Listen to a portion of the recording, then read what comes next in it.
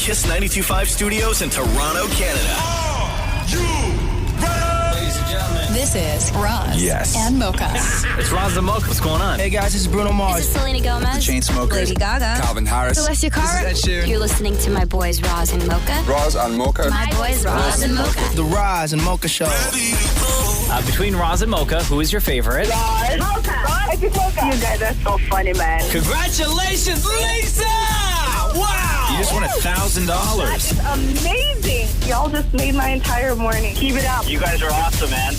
This is the Roz and Mocha Show podcast. Roz is here, David Morey's here, Maria's here, Shem is here, a.k.a. Cheesecake. Yep. What's up, y'all? Well.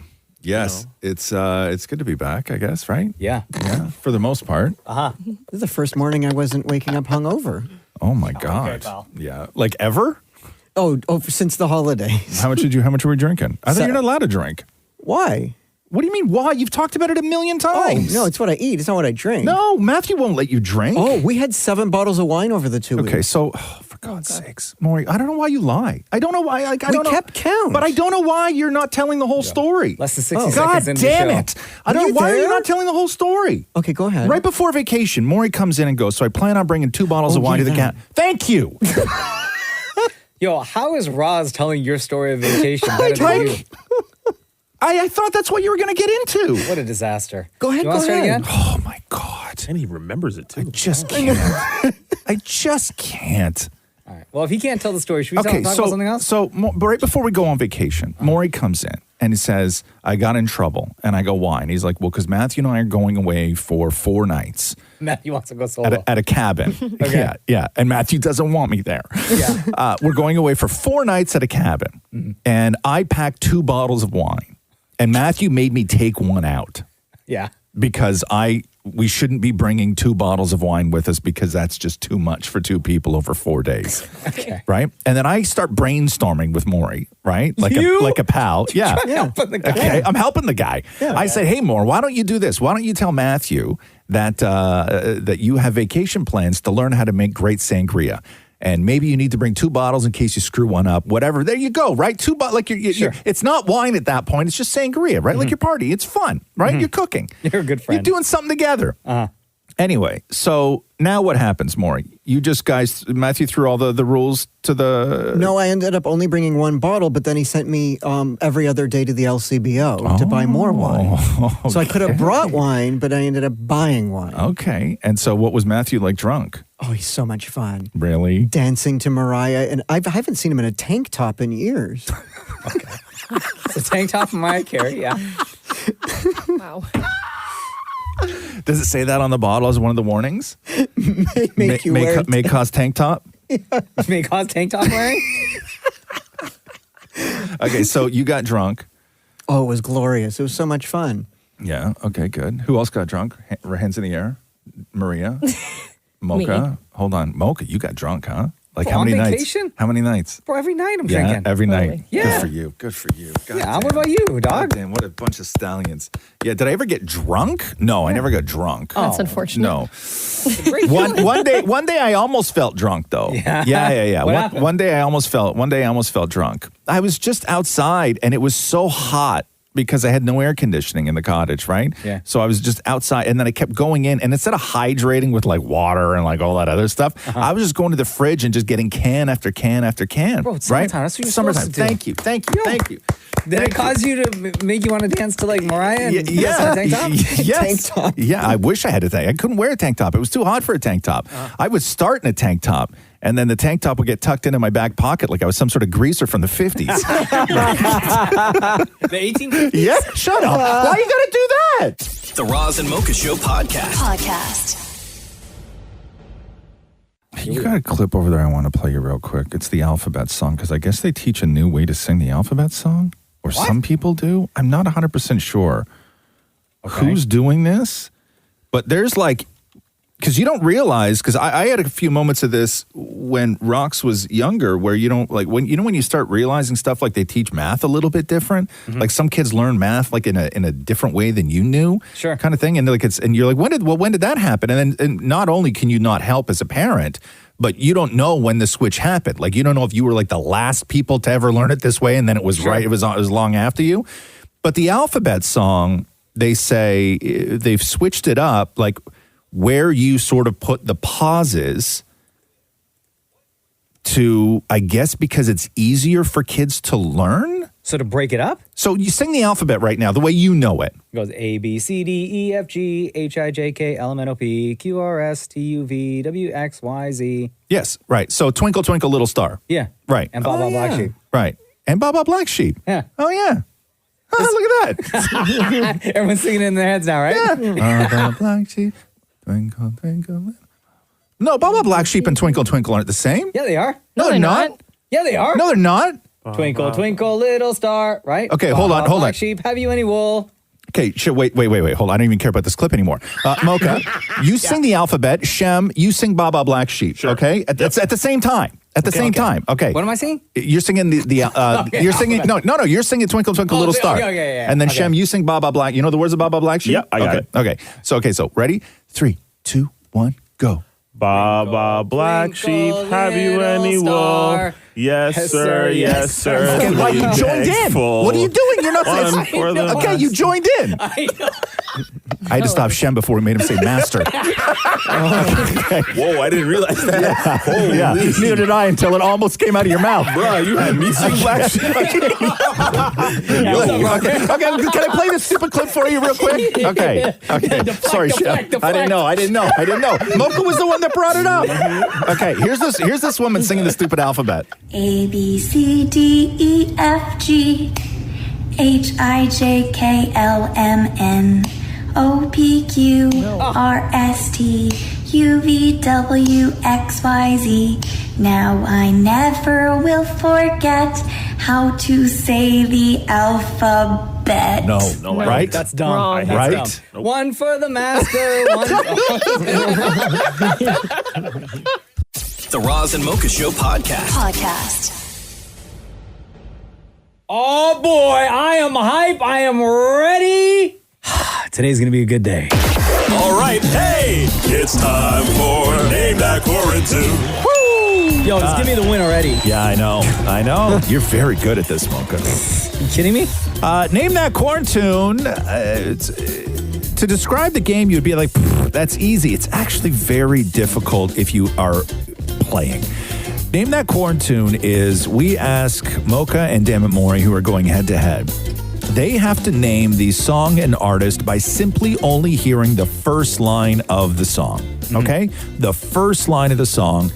Everybody knows these songs, but it's extremely frustrating and far more difficult than you would imagine. The theme today, gentlemen, because there's bonus points involved. Oh, wow. Bonus points. The theme today is going solo.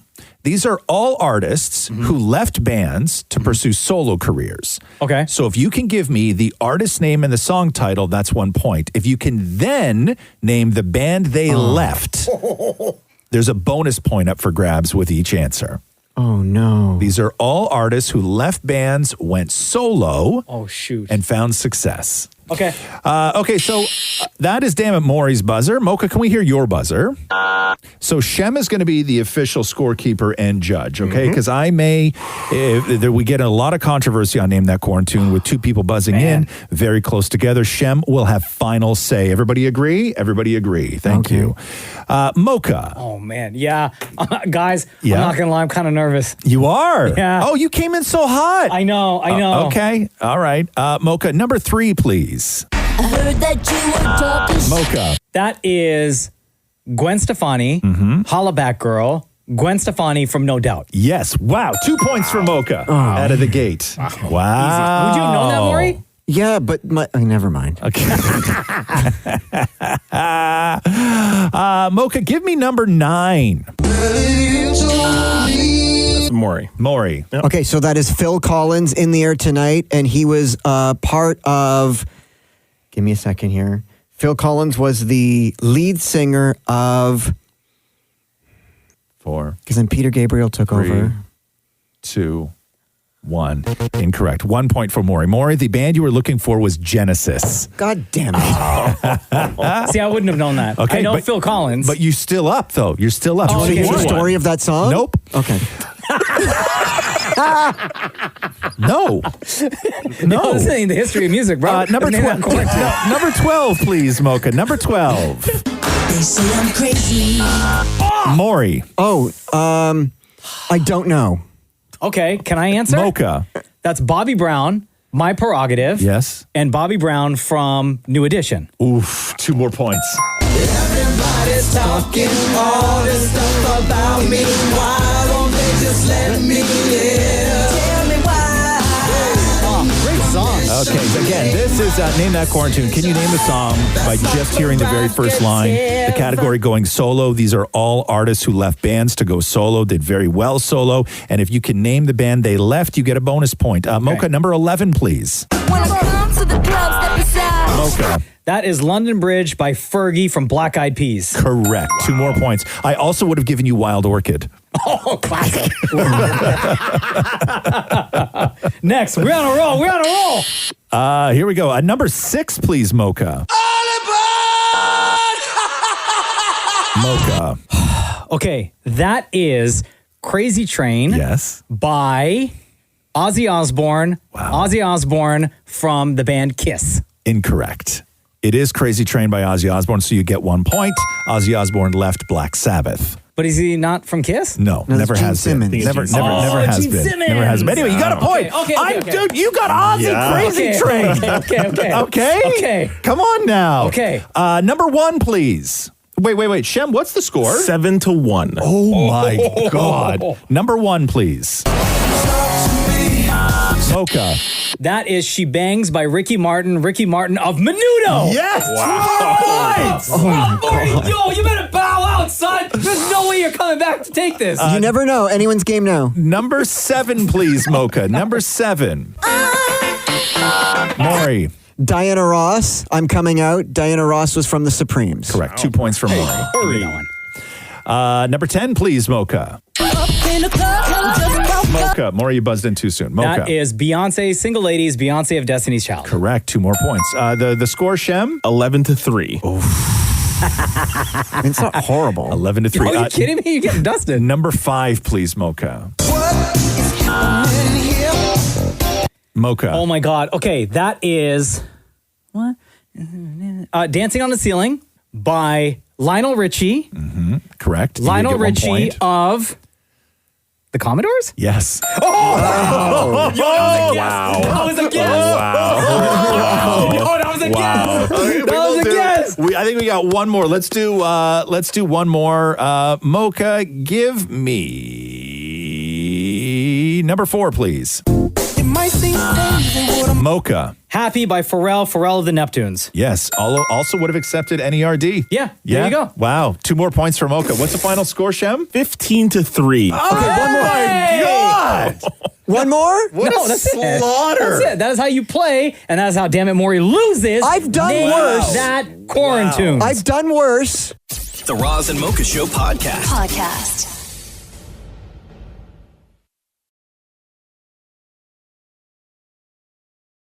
Happy Left-Handers Day, Mocha. Oh, is that what it is today? Oh, thanks, everybody. It's your day. Yay! Mocha was born in a time where teachers didn't hit you with a stick and tie it behind your back to teach you how to write with your right. Yeah, but your parents did. Well, I think when they didn't beat me, I mean, Yeah. Who, your parents or your teachers? both. Both, For huh? being left-handed. Yeah. I got beat for other stuff. Yeah. Well, you're setting a kid up to fail, first of all, right? Like, it's very difficult when you have a left-handed, when you realize you got a left-handed kid. I don't know. I think my mom You got to buy all new stuff. said that they tried to encourage.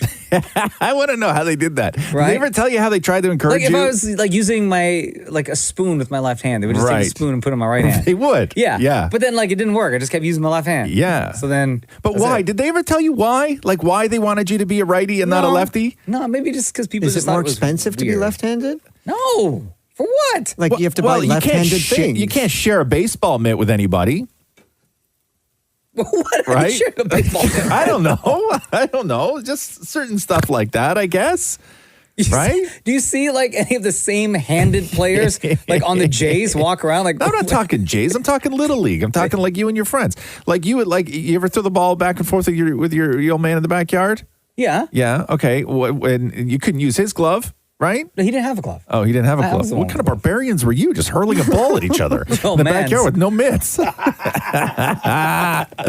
So, but they never told you why they wanted to switch you to righty, No, right? I just they assumed thought, because- I think that parents would have thought back then that like life was just going to be a little too difficult for a kid, and they would just do whatever they could to make sure life wasn't difficult for you. Or they just looked at it much like everyone else, like, oh my God, left-handed? Like, that's so weird. Yeah. Well, they say left-handed people are more smart. No, they don't do that.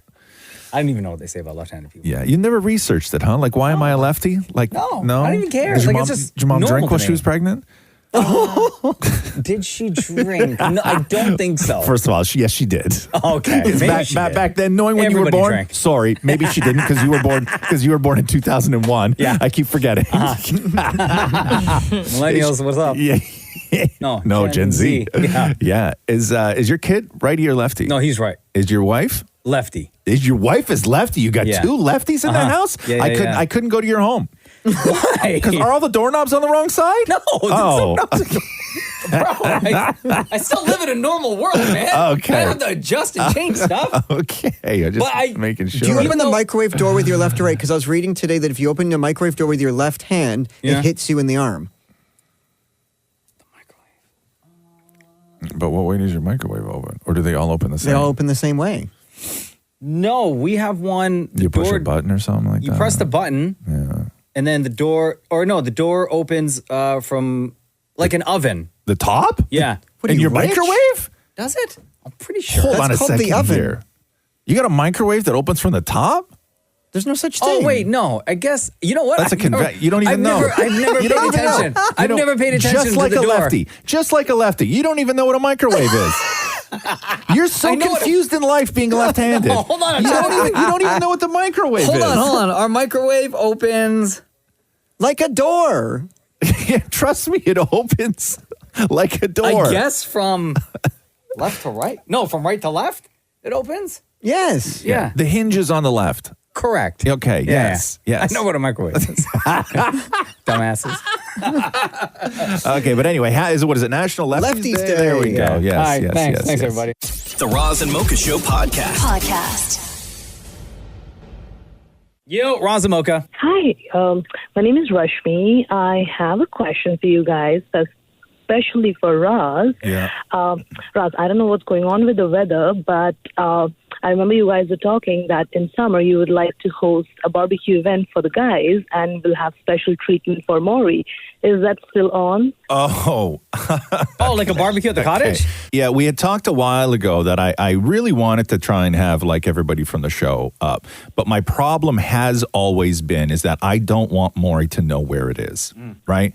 And then we had said that maybe we could do it if like Shem drove Maury and Maury was like blindfolded the whole way.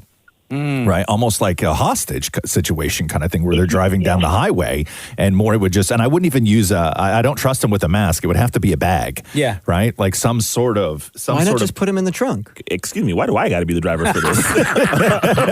Yeah. I'm trying to make it. I'm trying to make it to the event, you know? Okay, so Shem would be driving down the 911 Yeah. Okay, and we know what the weather's was like, right? So Shem would be driving down the highway with no shirt on because that's how he drives when it's hot. Am I in this car?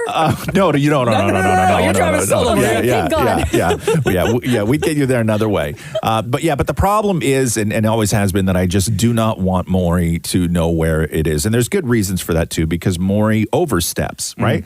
Anytime Maury knows where you are or where you live, like. Mocha and I have both over the years. I can't tell you the countless numbers of times where I've mentioned that I was going away somewhere when I used to work at ET Canada and I'd be traveling somewhere and I would casually mention either on the air or in the room what hotel I'd be staying at. And I'd get to the hotel and there'd be some weird note from Maury in my hotel room with like some dessert that I was never going to eat. You're welcome. And I threw it in the garbage. You're welcome. Hey, I have a great idea how we can make this actually happen. Yes, how? So myself, Maria, Cheesecake, we'll show up at the cottage, right? Yeah. It'll be normal. Right. And then we could, much like in the COVID days, Zoom Maury in, right? To be a part of the festivities. and we could even like Uber Eats him like a burger and fries. Sure. And when we're in the pool, Maury, you go in the tub. right? Hey, And then that look way, at us. and then that way we can Solving problems. We can splash around together. I'm not allowed in my tub. Well, that's a you problem Who are at we that kidding? point. Who are we kidding? You fit in the sink more. But yeah, that has always been the problem, is that I just don't want Maury to know where it is. Put him in a U-Haul, like behind the thing, and you haul him. But like, in all honesty, I know where your house is. Like, are you aware of how many times I've shown up? No. No, are you aware of how many times you've sent stuff to my home? Yes. Yeah, a lot. And I paid for it. No, but it's creepy though. It's such an overstep. It's an incredible we'll overstep. send you the Zoom link. Yes. There you go, Rashmi. Love you. Thanks so much for listening. Bye. The Roz and Mocha Show podcast. Hello? Bianca, Yes. what's up? It's Roz and Mocha. Happy birthday. Oh my gosh, shut up. Yeah. Oh my gosh, shut up. Oh my God, I'm literally crying. This is a dream. It's not a dream. This is for real. It's Roz and Mocha. Dan Maury's here as well. Cheesecake is here as well. Maria's here as well. Bye, Cheesecake. So, Bianca, you're probably wondering what the hell, how the hell. So it was your girlfriend Kelsey that sent us a beautiful note saying all sorts of wonderful things about you, and I'm gonna read one specific part that is important, which is part of the reason why we're calling you, on top of it being your birthday today. Bianca listens to the podcast every single day and never misses it. She's a huge fan of all of you, but especially Roz. Bianca lost her mother in 2019, and she always tells me how his book got her through it. He's an inspiration to her and helps her through her continuous grieving. She listens to the podcast and laughs hysterically. It truly is her safe space. She's been a fan for years. I'm not sure if this is something you guys would ever do, but it would mean the world to me and to her to give her a phone call. So, hello, Bianca, and again, happy birthday. Oh, thank you so much. Sorry to hear about the passing of your mom, by the way. Yeah, I use it kind of like Roz does to like motivate other people and like tell them there's a way to get through it and there's kind of like a beautiful ending. Yeah. And Well, you seem like you're doing all right. yeah, my like best friend just lost her husband this week. So I've been helping her through that, and this has just made my whole birthday. Aw. Is there any part of Roz's book that you could share with us that like really stood out or like kind of really opened your eyes to starting the grieving process or kind of not putting a positive spin on it, but helping you a little bit more? I think the part when you said that there's like no book on how to grieve and like you were kind of writing it kind of like if you were to pass away, like what rocks you would do. I feel like that really resonated with me because like I thought the exact same thing when my mom passed. I was like, what the heck do I do? Like, I know all these lessons that she's taught me and like she was the man of the family and I like know how to like take care of a household, but I'm like, where do you even start? Like, how do you go to work? How do you like start a life again?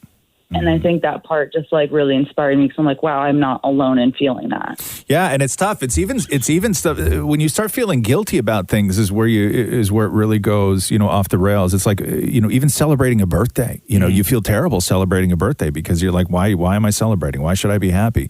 But it is wonderful to hear that you are celebrating a birthday and that you got great friends. It sounds like you love to laugh because you love this show.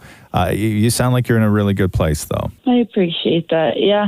Come a long way, that's for sure. Yeah. Well, we are sending you a ton of love. Happy birthday, Bianca. Before we let you go, between Roz and Mocha, who's your favorite?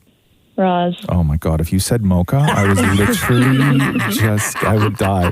I'd start writing a whole new book. Yeah, your new title would be like, I am not the favorite. Bro, come on now. When people do that to you, it like kills you. And they're like, yeah, Roz, this book's so amazing. And they're like, yeah, Mocha. Yeah. all the time. The best. Yo, Bianca, happy birthday, girl. Thank you so much. I love you guys. The Roz and Mocha Show podcast. There's this guy on TikTok named Jake Maddock who's got like a huge following, and people go to him for relationship advice because he's one of these guys that bills himself as a relationship expert. Sure. Although, I mean, I don't know if the guy's got like certificates or anything like that, right? But he's got this following. Sure. And people always go to him. And one of the questions came up, was about the seriousness in a relationship and if you should continue, how long after you should continue if the person doesn't say, like, I love you.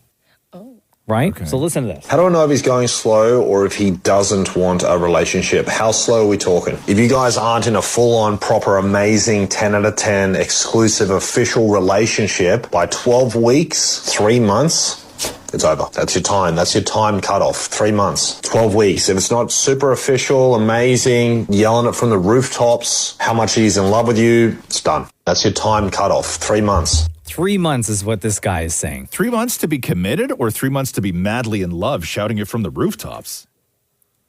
Or is it 3 months to just say, I love you? No, he said by 3 months, you should be shouting it from the rooftops. This is my one. Yeah. Yeah, I guess. I think he's right. People are busy, man. Yeah, but if you're spending time with each other, like average dating, like if you're going out and say once to twice a week and you're seeing someone, over 3 months, that's a lot of time together. If you do not, like, have any sort of like commitment yet or love, like I'm sorry, like it's got to go. And if you like, this is if you know that the two of you are like exclusive, like you're not seeing anybody else, like you are committed to No, to 3 seeing- months from start to 3 months. From start to 3 months. But if you know 3 months doesn't start after you guys have already got together, realize you like each other. Like it's 3 months from first date to shouting from the rooftops, we're in love.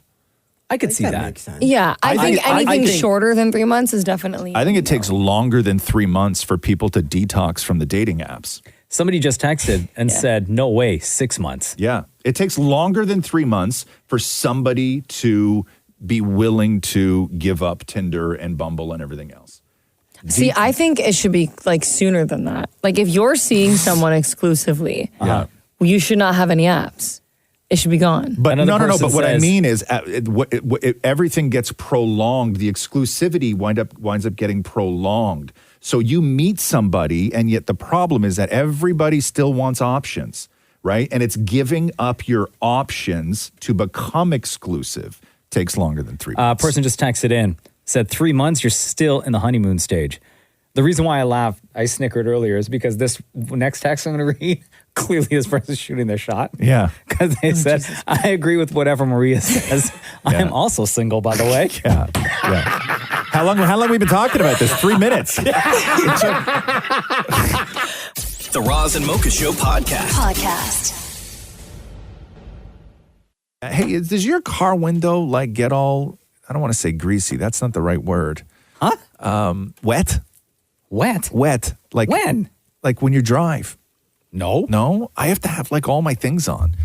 Like the outside of my window gets wet. Like I haven't put my wipers on this morning because it fogs up overnight. Yeah. No. I mean, no. I get in. I get into the car. The car's fine. Mm-hmm. I start driving, and then I have to have wipers on full blast because it's like condensation that builds up on the outside of the car. But here's the difference. Your truck that you drive is different from the vehicles that the rest of us drive. But the inside of my car should be the same temperature as the inside of your car. But you chose to get a truck that, like, you got no power windows. There's no. I got power windows. You don't? Yes, I do. You don't have the rolly windows? No, I have Are power. You sure? Yeah, man, I got full power windows. Did you have like an old school radio in there? I do. And then like, I don't know, everything in there is old. Yeah. So I just assumed the only thing, I put it this way, okay? The only thing that's old in it is you? No. If you look at my steering wheel, right? Let's compare here, okay? On your steering wheel. Yeah. What's on your steering wheel? None.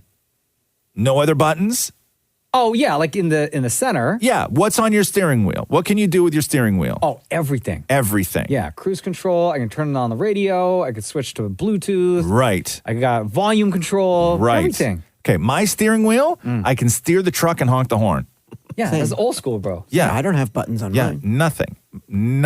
Maury's radio in his car is silver. More drives the Hot Wheels. Right? That's different. It's barely a car. Right, Maria, you got controls on your steering wheel, right? Yeah, I could do everything on mine. Cheesecake? Same thing. Kia Forte XL? Yeah. See, Represent. Okay, anyway, so you don't get wet though when you're driving. Like it doesn't do that thing. You're emanating heat. But I can't be that hot. I mean, well, listen. you are. Listen. But so I don't know because it's not on the inside. and I don't know how to fix it. Like I go blind, like I'm blind while I'm driving. Like everything gets so wet with condensation. Maybe it's your air conditioning on the outside. Like maybe you need to go get it fixed. But the air conditioning works, but am I using what I don't understand? Okay, so here's what I don't understand. When I go out in the morning and it's humid out, should I be blasting cold air inside my car, or should I be blasting like medium cold, or just regular outside air? Like I don't know how to combat it. Oh, do you have it set where it's recycling the inside air? I don't There's know. one knob. Who can possibly answer that question? No, there's a knob where the arrow is coming from the inside, or there's an arrow where it's going around. In I the have no inside. arrow. If your windshield is fogging, you have to use hot air. Okay, but it's not fogging on the inside. It's the outside. Yeah. It's wet. Yeah, you still have to use hot air. I don't know, man. Just walk or something, bro. Oh, shut up. It's the Roz and Mocha Show podcast.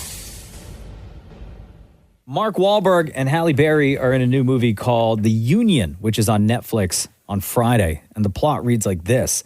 Mike, a down-to-earth construction worker, is thrust into the world of super spies and secret agents when his high school sweetheart, Roxanne, recruits him on a high-stakes U.S. intelligence mission. Damn. It's Halle Berry's birthday this week, too. Today. Is it today? Yeah.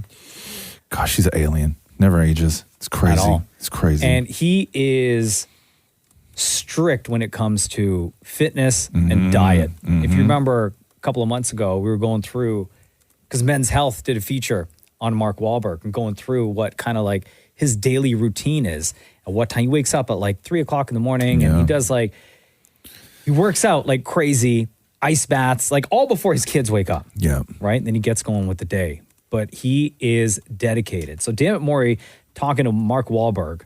And when they talked, it's 1 o'clock in the afternoon, okay?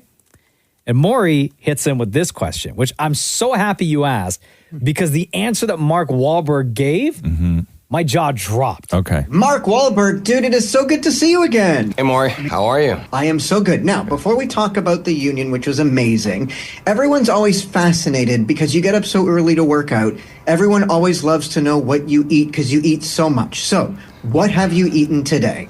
So far today, I have had a pork chop, 5 eggs, smoked salmon, yogurt with blueberries. I've had about 6-8 bottles of water. I had a moringa drink. I had some Shilajit. I had a lion's mane powder tea. I had 2 chicken breasts, chicken thigh, sweet potato, fruit, and almonds and pistachios, handful of each. And I had a little sea moss. I'm waiting for some turkey burgers and olives and avocado. That was 1 o'clock in the afternoon. Mark Wahlberg had all that stuff already. My God. And he wakes up at like 3-4 o'clock in the morning. So you know his first meal was probably like an hour and a half or maybe even an hour after. That's why he looks the way he does. He woke up. That is a lot of food. The 5 eggs would have been enough. You have to have somebody who does all that for you, though. That's a normal person who's got to work. Like, you can't sustain that. Like, you have to have a guy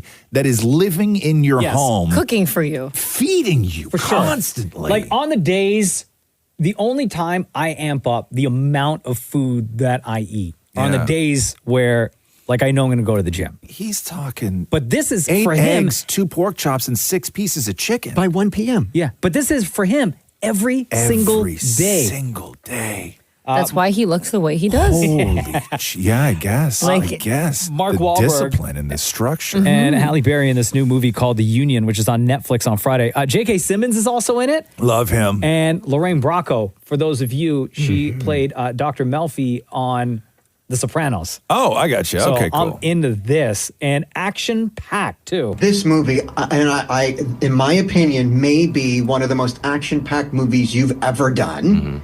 What injuries did you sustain while doing this movie? Because you're rolling around, jumping off things. You had to have gotten a little bit hurt. No, tweaked my back here and there. Couple little bumps and bruises. Actually, Halle hit me with a body shot. I mean, I didn't feel a body shot like that throughout the whole time I was shooting The Fighter and sparring and everything. I don't know if it was just I was, I had my lungs. I was breathing in, whatever it was. She caught me with a little shot. I was like, whoa. And had the ego bruised a couple times. That was it. Also stunt doubles, Maury. No! Of course. In the movie, you play like a secret agent. How do you think you would do in real life if you had to be a secret agent? How do you think Mark Wahlberg would do? You know what? In this situation, I think I would do okay, but I can't say I'm the most qualified.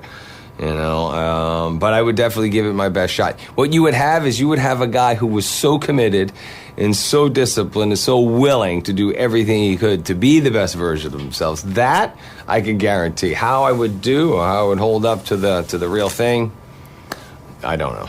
Yeah, also stunt doubles, Maury. That is Mark Wahlberg. Thank you very much for giving your time to the Roz and Mocha Show. His new movie, co-starring with Halle Berry, is called The Union. Man. It's on Netflix Friday. The Roz and Mocha Show podcast. Do you have a full-length mirror in your house? A full length? Yeah.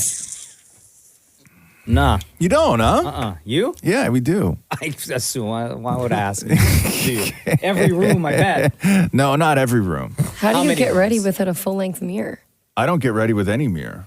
At all? No. I mean, no, like I have the bathroom mirror when I'm sitting on the toilet, but I don't like check my outfit before I leave. But we have a full-length mirror, and it's in the office. Oh, what? It's something like the hallway by the office. Uh-huh. Yeah. I rarely use it, but when I do use it, I'm actually quite happy. Like, I'm never like really disappointed. Do you ever walk by in that hallway and like just deliberately stop to check yourself out in the mirror? Yes. And what are you looking for? To make sure the fit is correct? Or no, because I rarely see like myself kind of life size. I used to see myself all the time, like my full body, but it was when I was on television and you would just look in the studio at the monitors, but you were tiny. I was like 9 inches, right? And so I never see myself. So when I see myself in the full-length mirror, I'm always shocked at like how everything sort of fits and how I look and how hunched I am. And that's what I look at. Like when I walk by the full length in the office, I'll see myself out of my peripheral and I realize that when I'm alone in the house, I walk very hunched. Bro, alone in the house? Don't do this. Why would you do this? Don't say The Office. Oh, That's sorry. embarrassing. Really? You notice that only when you're in the house? But you don't have a full length. Nah. Your wife doesn't have a full length? Nah. Really? Maria, how many full lengths do you have in your house? Oh, there's one in every room. A full length? Yeah, and then there's two in our, like there's one by the front door. Yeah. And then there's one by the garage door. Okay, so the garage door? Yeah, well, not like beside the actual garage door. Like we have like the foyer area. Yeah. And then you can like step down into like the garage. There's like a separate full door, length and then there. there's one between that area. So before you leave every day, are you using every single one of the? Not obviously, you're not going into the other rooms, but the ones that you pass. So the one like in your room, you'll check. Will you check the one by the front door, and then will you check the one by the garage door before you leave? If it's during the day, I will go to the one at the front door because the natural lighting's there. So I want to just see if my makeup and everything is good. Yeah. And then if it's in the morning, I'll just use the one in my room and then the one before the garage. And then I'll exit the house. We know Maury's full length is the reflection, the microwave door. You do have 6. Shem screwed his full length to the ceiling. Allegedly. Shem, why is your full length mirror horizontal, 2 feet off the ground on the wall? Real bad man. The Roz and Mocha Show podcast. I found some great responses to a question that was asked on Reddit. Okay. What type of food textures creep you out? Oh, like? I'll give you an example. Mango. What one person wrote. Mango, what? It's fleshy. One person wrote mushrooms. It just reminds me of eyelids and makes me feel weirded out, but I still like the taste. Beans, mushrooms. If there's something, okay, don't laugh, okay, guys? I know I'm laughing. If there's something hard in something that should be soft, i.e., if there's a bit of eggshell in scrambled eggs, wrote another person. Oh, I got you. Another person said, have I ever had that boiled chicken skin? I've never had boiled chicken skin. Boiled chicken skin? That sounds so gross. I have. Have you? Chicken skin? No way. No. What type of food textures creep you out? Oysters, wrote one person. And then another person replied to that answer and said, yes, literally feels like I'm swallowing a tongue. Yeah. I can't do them. Yeah, oysters. I'd say anything slippery. Another person said, oh God, you get ready for this, Maury. Celery. It feels like I'm eating dried up, crunchy hair. It's so disgusting. Meat fat. I cannot stand it. I don't even like looking at it or touching it, let alone having to chew it. Another person said overcooked pasta. When it's so slimy that you can break it with your tongue, it makes me gag. Another person wrote cherries. They're both gushy and leathery. I associate it with eating a cow's eyeballs for some reason. These are what type of food textures creep you out? This is on Reddit, and these are the replies. Cartilage on chicken wings, wrote another person. Yes. Somebody else said pudding and Jell-O. To me, it's like diarrhea. I can't eat it. Also, whatever texture zucchini is. Yes. Nuts in bread or cake. It tastes like a bug crawled on my food just before I took a bite. And finally, what food textures creep you out? Someone says oatmeal. It reminds me of vomit. Yeah. Oatmeal, avocado. I like oatmeal. What? Avocado? Yeah, no. If I bite, because I will never get a sandwich with avocado on it. I cannot stand avocado when it mushes and just no. Even like if it's sliced up, you won't have it? No. As opposed to being it like spread? I do not. I will not eat it spread. I won't eat it sliced. I won't eat it whole. What about guac? Nope. No, not really. I'm not a fan of guac. Really? But no, not. You know what, nachos and stuff? Nope. No, not a fan of guac at all. But I'm with you on the mushrooms. They taste flat, like they feel fleshy to me. This person said mushrooms. It just reminds me of eyelids. It makes me feel weirded out, but I still like the taste. Like fat skin. Like it feels like I'm eating fat skin. But you'll eat like fat skin. I'll eat fat skin all day. Don't get me wrong. I'll go down. Like I'm all over fat skin, right? I'm down with that. Totally. But mushrooms to me actually grosses me out the way that I would think of like what eating flesh would be, even though I have no problem eating skin. Right? But to me, mushrooms, that's what I get if I bite into a mushroom. The Roz and Mocha Show podcast. David Morey got to talk to his crush, Channing Tatum. Oh, yeah. About the new movie Blink Twice, which is in theaters on August 23rd. Can I say this movie is actually really good? Yeah. You say that about every movie, though. I can't No, trust you. but like We can't literally, trust you. this is fair, but this is really good. I know I'm not trustworthy. What's it about? Okay, so you get to go, you meet this guy, Channing Tatum, like he's a super rich billionaire kind of thing. And he takes you to his island. But if you drink... Don't say, Maury. Do not ask Maury what it's about because I have the plot details here. Oh, okay. And Maury's about to spoil everything. Oh, is this the synopsis or your dream? Yeah, exactly. Can I read to you what the plot is? When tech billionaire Slater King meets cocktail waitress... Slater King? Yeah. Meets cocktail waitress Frida at his fundraising gala. He invites her to join him and his friends for a dream vacation on his private island. Wild nights soon blend into sun-soaked days, but when strange things start to happen, Frida must uncover the truth if she hopes to make it out alive. Gotcha. Okay. That's how you explain it, Maury, All because I right, feel all like right. you would have just spoiled The whole movie. everything. Fair. Okay. But so good. Directed, by the way, by his Channing Tatum's fiance, Zoe Kravitz. Here is Dammit Maury talking to Channing Tatum, a.k.a. Slater King. Channing Tatum, dude, it is so good to see you again. How are you? Hey, I'm well, sir. I'm very, very well. This movie was incredible. It was so epic. Now, we've seen you play sexy AF all the time, and that comes easy to you. But to play creepy, you must have had to go to an insanely dark place to find that, because usually you draw from your own life. This is different. Very, very different. I mean, the creepy part I got on spades, but yes, to answer your question as simple as I can, I've never played a character that I've pretty much not been able to like connect to on a level, and this was a wild experience to try to, create someone that I understood, I guess, and still be able to like have some sort of compassion for him. Zoe Kravitz is so brilliant, man. Like you're dating Channing Tatum and you're like, I'm going to make a movie just for you. And he's like, oh my God, this is going to be great. We're going to get to work together. And then she's like, yeah, but you're going to be awful and everybody's going to hate you. Smart. Smart. That's what I said. He's like, okay. Brilliant woman. I guess. People always say you should never work with your partner. If I worked with my husband, we'd murder each other. You still took a chance to work with your fiance. What did you learn from that, and why did it work for you? was drawn to her because of like our connection of just talking about art, talking about stories, like talking, and our whole relationship spawned from talking creatively. And so I actually weirdly didn't have any fear about going and doing the film because that was kind of our comfort zone. That was that was our love language in a way. It was just to like talk creatively and like talk about specifically movies and characters. Like that was like the easy stuff for us. So going and doing the movie, as far as that goes, it was easy.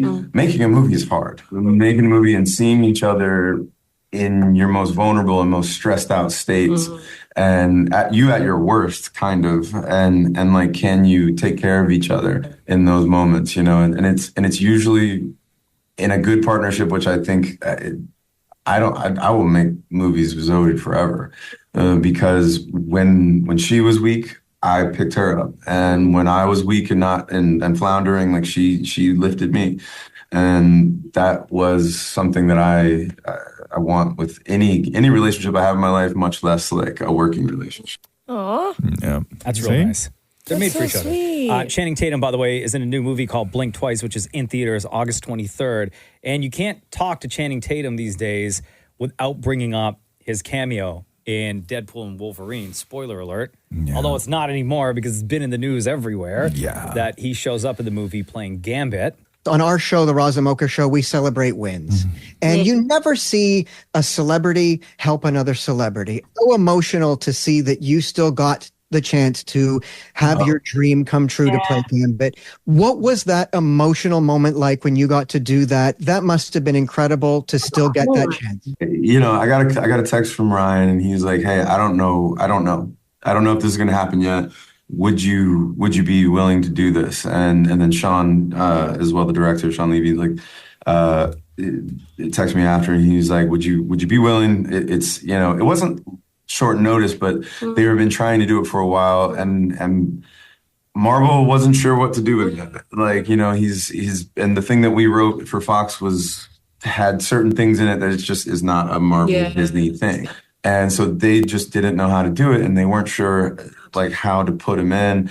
And man, Ryan just went to the mat for me. Like he did. He fought to it wouldn't have happened. It just wouldn't have happened. Sean and Ryan just willed it into existence. And Feige told me, he's like, "Look, I wanted Gambit," because he's like, "I love Gambit as well." He's like, "I wanted this. I just didn't know how to do it." And they convinced me. Like, and no one's ever fought for me like that in this industry that is another actor or anything like that. And I will forever, I'll owe him a kidney or whatever I need to do.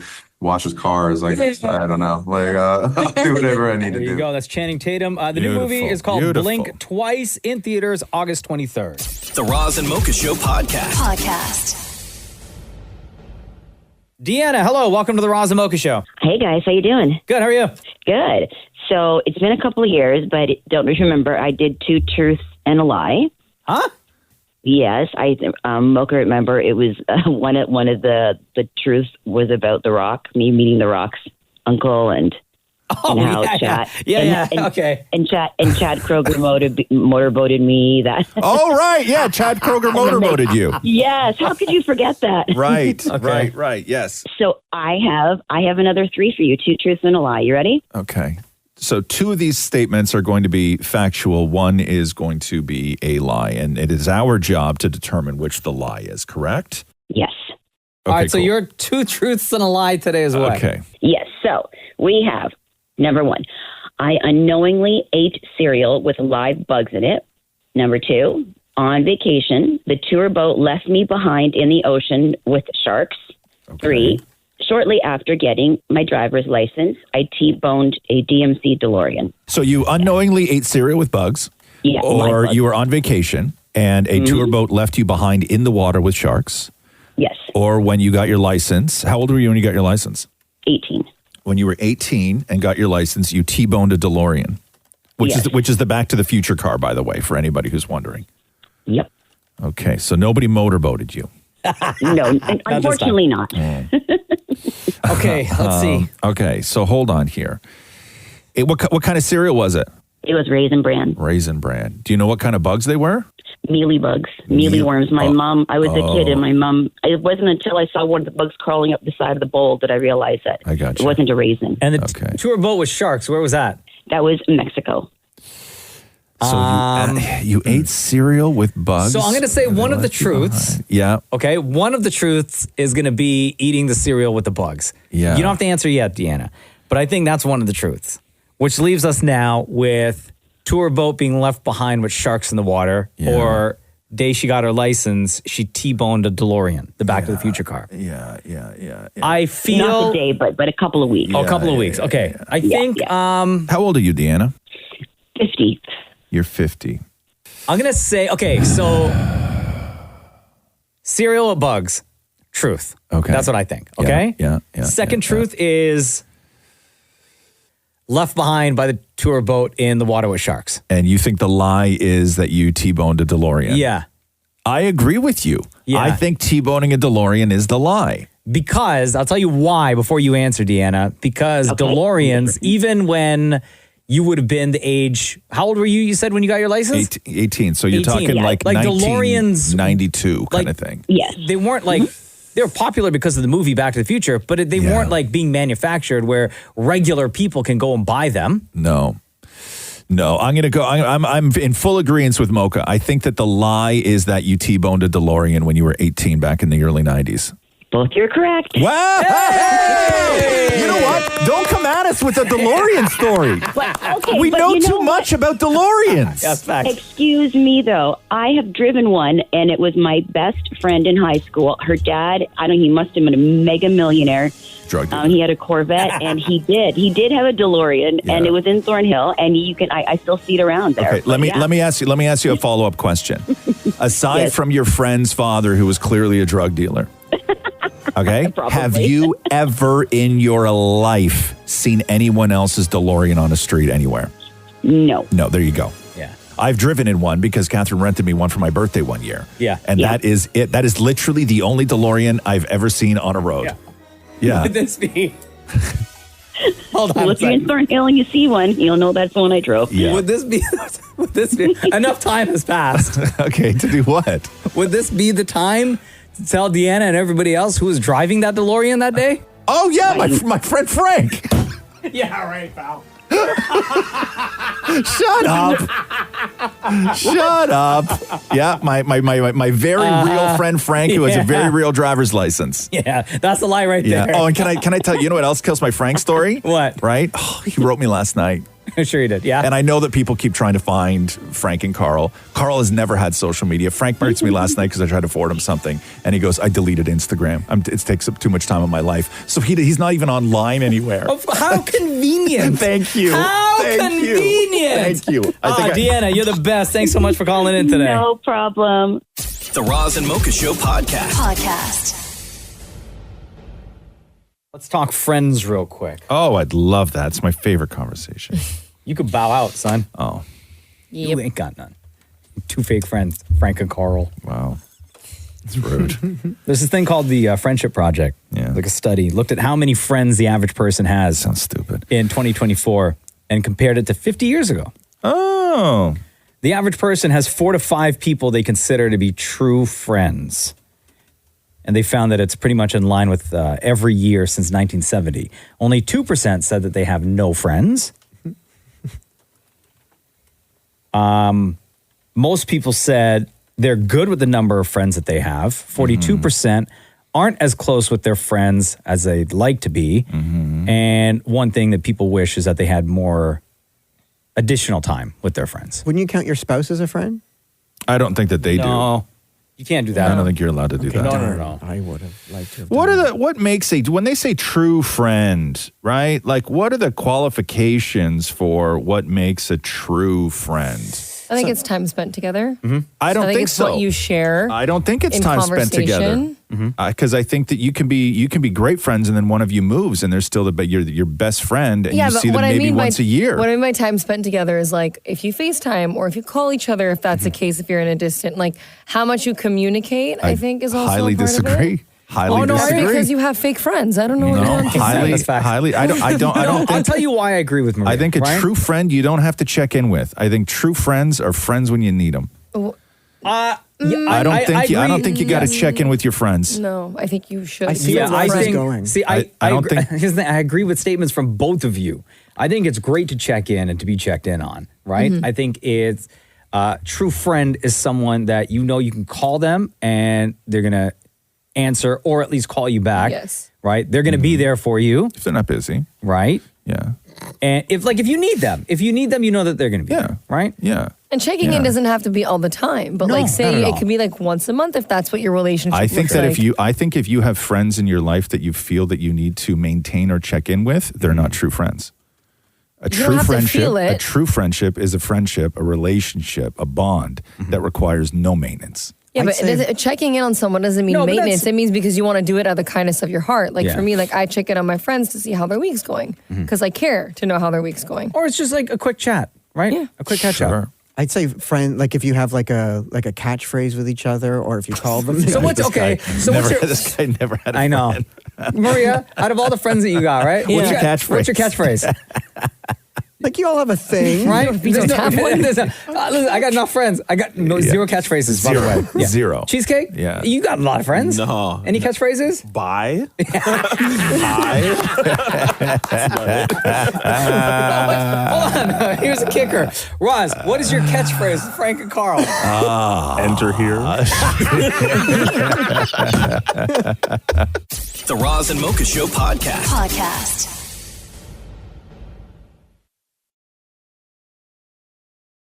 My family's home. Oh, derp. You sound thrilled. Excuse me? Wow. No, I'm very happy about it.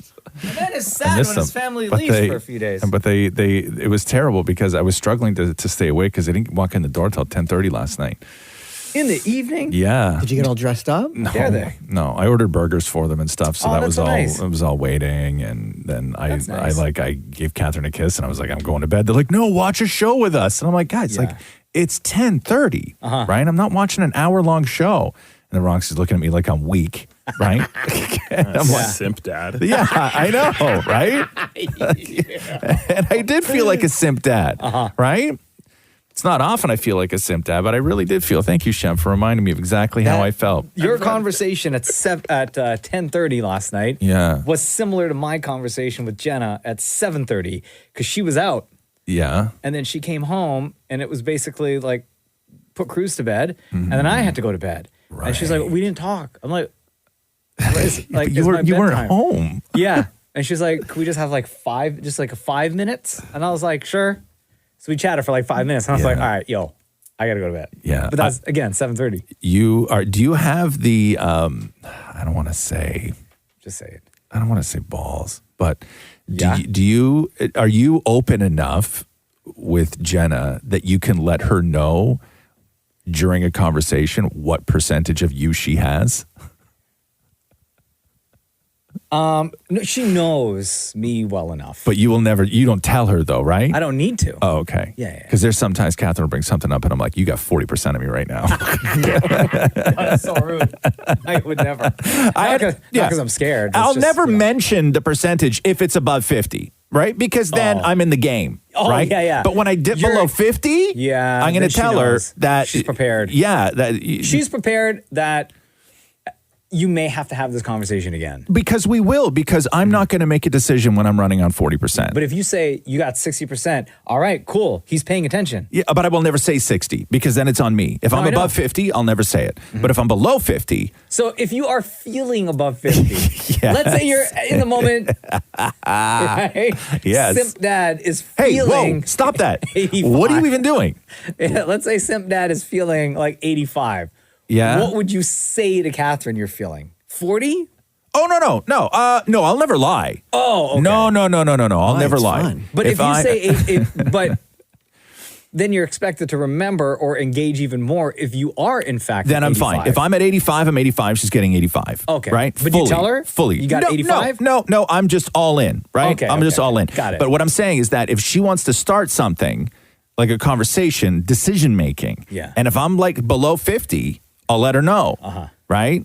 What's the lowest number you've told her? I've never looked at my wife and said, you got 10% of me right now. Like, I've I've always I've only ever said in the 40s. Even if it is 10, you can't look. I mean, you can tell somebody you got 40% of me because they understand you had a long day, you're tired, it's the end of the week, right? Yeah. But 40% ain't that right? bad. Yeah, it's not that bad, right? But don't expect everything from me. You can't look at somebody while awake and say you got 10% of me. Yeah. That's just like, especially if it's 2:00 in the afternoon. That's just so rude. Yeah, that's them down right there. The Roz and Mocha Show podcast. What's up, Joey? I'm just calling because I wanted to let you guys know, my Roz and Mocha family, that I got engaged this past weekend. Hey! Congratulations! You happy about it? Thank you so much. Oh, wow. I'm very happy. I was super nervous the whole time, but it's been a very, very stressful journey, and the ring was not easy to get. Okay, so tell us about how it all went down. How long have you been dating your girl? How did you plan it? How did you keep it a secret? Was she suspect at all of you that day? Well, I've known her for over 4 years now. We've been dating for just 3. So I knew right at the start when I started talking to her that I really wanted to ask her out and be my wife eventually. And after the 3rd year mark, I'm like, you know what? I'm just going to do it. So I talked to her mom, of course, got her mom's blessing, her dad's. Talked to my parents. They said, yeah, she's a great girl, everything. And I kind of like asked her without asking her, I'm like, would you ever like consider getting married? She's like, yeah. I'm like, well, how long? Like, would you have to be dating? And she kind of like raised her eyebrows. I'm like, I'm just curious, just asking for a friend. And she's like, well, I don't know, maybe 3 years, like as long as we've been dating. So that kind of was my confirmation. And I took her to Bob Cajun, where she grew up and was raised, because I thought that'd be sentimental to her. And I found this nice secluded spot, and I was super nervous, and I didn't know how to ask her because she kind of wanted to get going because it was hot out. And I'm like, well, I saw this thing on TikTok. I wanted to show you. And she's like, okay. I'm like, so just close your eyes because this is how the trick works on TikTok. And she's like, okay. So she closed her eyes, and then I knelt down and I said, okay, you can open them now. And when she opened them, she started bawling her eyes out. I started crying like a baby. And that's how it went. And I was so nervous the whole day. My hands were sweating. I was shaking. And did she suspect anything at all? Did she tell you after? We went to 5 different spots because I couldn't find the right one. Oh my God, dude. Also, can I just say, from somebody from a small town, very risky move bringing your love back to the small town where she grew up in to propose with all the ex-boyfriends still there. You're going to run into somebody, man. That's too risky. She's only had one boyfriend, and he was in Lindsay. Okay. Good to know. A few towns over. Good to know. Damn. Yeah. She found out eventually because she saw the ring box in my pocket because I was afraid I was going to lose the ring. So I kept it in the box. And they got to come up with something. You know what I mean? Like the ring box is too... Like a satchel, maybe. Yes, they got to come up with something because the ring box, because you want that moment, right? With like the box and the opening the box, but you can't hide it when you're proposing. It's a big giant square in your pocket. And, I'm not saying that you got to keister it, but like there needs to be somewhere or something that allows somebody to hide the ring that's still beautiful to open. You know what I mean? Like my dummy move, because I didn't want to bring, when I proposed to Jenna, I didn't want to bring the box. So I took the ring and I wrapped it in like a Kleenex. Oh, that's not good. Right? And then after, like when I gave her the ring and she said, I think there was like a little bit of tissue that was stuck inside. So I had to take it to the jeweler and be like, yo, can you carefully remove this tissue? This is what I'm saying. Right? Right? So stupid. This is what I'm saying. They give you that giant box and it's not cool. A flat box. Yeah, something. I don't know what the solution is. I'm no expert, but I know that a lot of guys have stressed, especially in the summer months when you're wearing like shorts or a pair of linen pants. Totally. Right? You can't hide that. No, not at all. Anyway, congratulations, Joey. Appreciate you for sharing that with us. All the best to you and your girl. What's her name, by the way? Her name's Cassandra. All right. Big up to Joey and Cassandra. Going to get married. Hey! Can I ask you guys a quick question before you hang up? Yeah. I was on the show before for Fix My Life, and you guys didn't ask me the question, so I was wondering if you could ask me. Joey, between Roz and Mocha, who would you marry? I'm just kidding. Who's your favorite? Who's your favorite? Who's your favorite? I was gonna say I've known you guys for a long time. Growing up, I thought I was as cool as you, Mocha, because you're obviously the coolest guy in Toronto. But the older I get, the more I feel like I'm turning into Raj, grumpy, old, dead by 9. Love you, Raj. I love you. The restaurant, can't wait. God. Yeah, that's amazing. You're the best, Joey. Later. Thank you. Thank you so much, Mocha. Bye. The Roz and Mocha Show podcast. Oh my God, how Well, are you? look who it is. So good to see you. You look great. How are you? I'm really great. Good to see you. It's like a great big family reunion up in here. Welcome back to the Roz and Mocha Show. Welcome home, Grammy Award winner. She is our family. The one and only Alessia Cara is here. Hi. Oh, what's Good going to on, see girl? you guys. I'm so happy to be here. Oh, we're happy that you're here. Welcome back, girl. Thank you so much. It's been a bit. Yeah. been a And we have bit. so much to talk about, like Dead Man, writing music, what you've been up to. Where do you want to start? I don't know. Where should we start? How's life? How's everything for you? Life is great. Yeah. Life is really good. Yeah, I'm super happy to be back. It feels like it's been 800 million years. How long has it been? It's actually been probably like three years, I would say. Well, I mean, technically longer. I did put out an album like 3 years ago, Yeah. but it was in the middle of like COVID time, so I didn't even really get to come out and do this kind of thing. So everything was remote. So it feels longer than 3 years, but Do you sort of, when you start sitting down to write new stuff, do you think about the place in the music pop world that you occupied then and wonder if that place still exists now, or do you have to carve out a new place?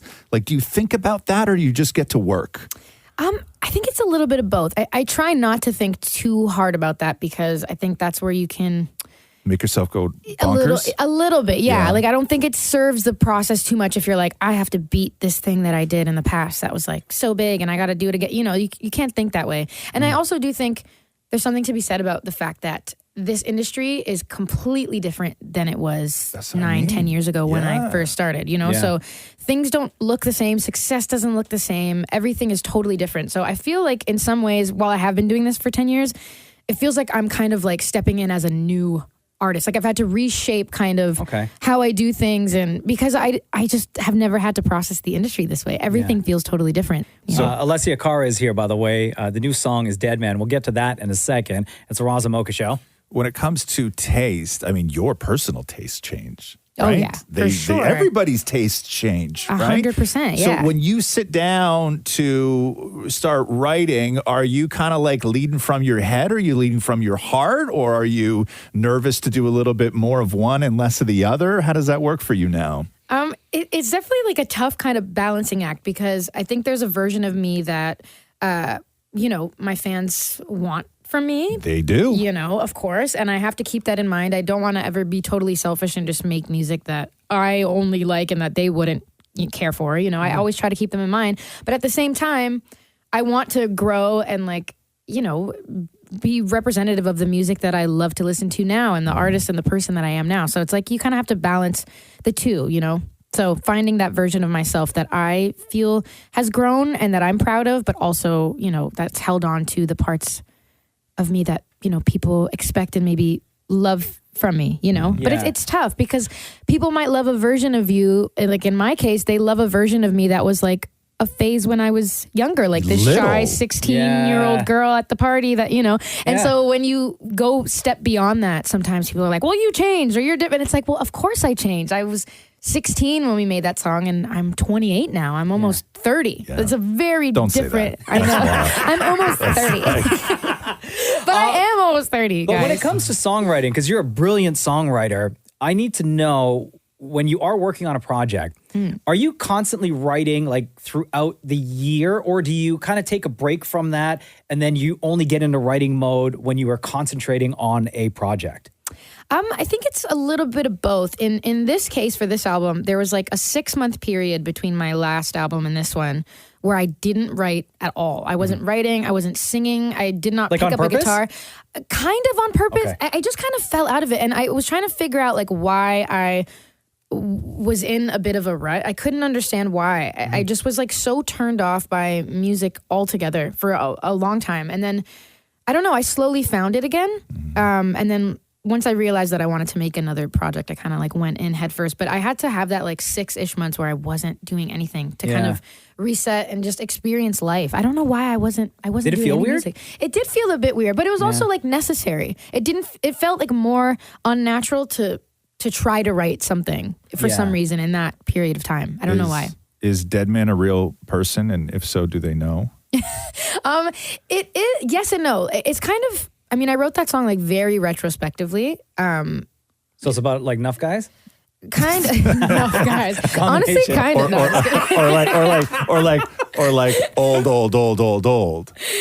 of old. I mean, like a bit of both. Like I've been through multiple experiences kind of like that, where like you fall for an idea of somebody, you know, and that's happened a couple times to me, unfortunately. So it's kind of like just like reflective of like little moments in my life and like old relationships. Definitely nothing recent for sure. If someone knows that you're working on an album, right? Like let's say a guy from the past. Do you ever get texts from anyone being like, hey, by the way, nothing from our previous relationship is going to end up in a song, right? You ever get those? Honestly, no. I feel like they just get scared to talk to me after that. I would be so flattered. If you could say awful things about me, and I would still, I think, be so flattered. Really? Yeah, I think I would. Maybe I'll write a diss track about No, you. I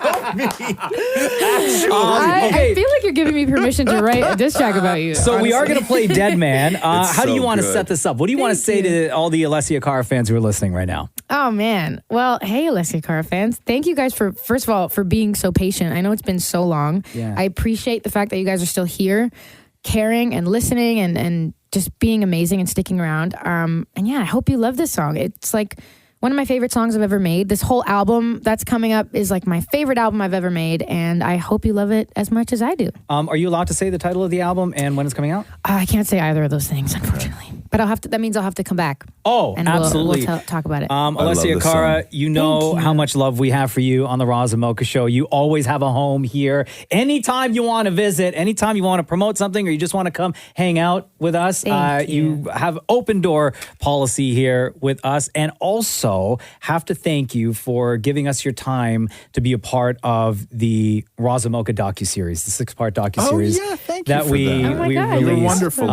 You were so great and got a lot of positive feedback on your contribution. So just thank you thanks, for guys. living in the world of Roz and Mocha. We appreciate you and we love you. Thank you for having me. I love you guys. Been listening to you forever. The Roz and Mocha Show podcast. Last night in Toronto, a concert went down that I did not think was going to happen from the time it was announced months ago. Metro Boomin and Future held their concert.